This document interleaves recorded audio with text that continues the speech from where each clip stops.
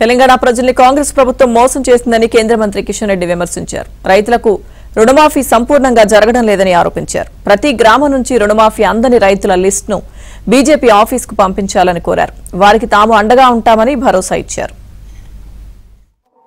ఈరోజు పంటలు కోతకొచ్చినాయి, రైతులు ధాన్యం అమ్ముకున్నారు.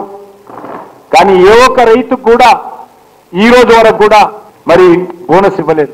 ఇచ్చిన మాట తప్పడమో, అధికారంలోకి వచ్చిన తర్వాత ప్రజలను మోసం చేయడమో, గ్యారంటీల పేరుతో గారడీలు చేయడమో కాంగ్రెస్ పార్టీకి గత అనేక సంవత్సరాలుగా వెన్నెతో పెట్టినటువంటి విద్య.